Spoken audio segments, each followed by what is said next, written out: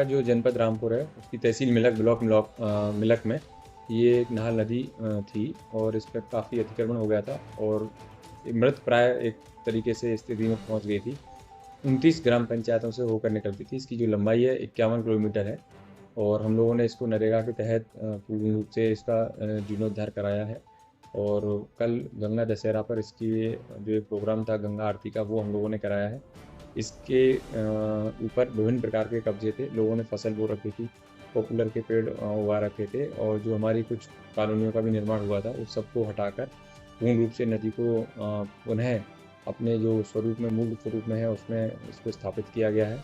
इससे न कि बाढ़ की समस्या का भी समाधान होगा, बल्कि जो हमारा सिंचित रकबा है खेती का वो भी काफ़ी बढ़ेगा।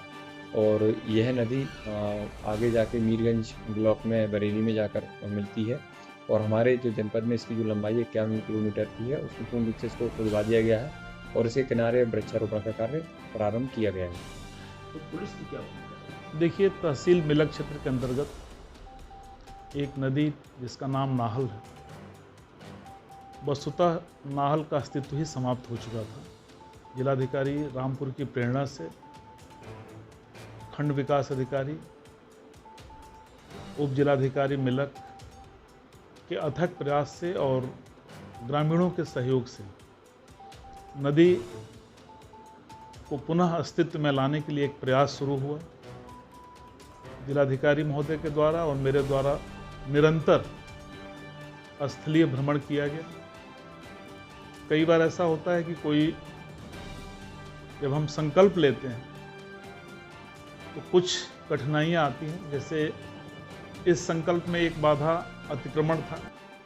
नदी का अस्तित्व समाप्त होने के पीछे कारण था कि लोगों ने अतिक्रमण कर रखा था। तहसील प्रशासन और पुलिस प्रशासन के द्वारा सभी लोगों से समन्वय स्थापित करते हुए अतिक्रमण को हटवाया गया और नदी को पुनर्जीवित किया गया।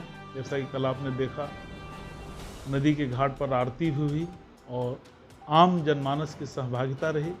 आपके माध्यम से मेरा यह अपील है कि नदियाँ जीवनदायिनी हैं और हमारे संस्कृति की रक्षक हैं। जो जहाँ है वहाँ पर्यावरण की रक्षा करें, अधिक से अधिक वृक्ष लगाए, साथ ही जो जल के स्रोत हैं उनका संचय बहुत आवश्यक है। तो अपने स्तर से जो योगदान कर सकता है वो योगदान अवश्य करें, ताकि हम अपने आगे आने वाली पीढ़ी को एक सुंदर, स्वच्छ और सांस्कृतिक विरासत सौंप सकें।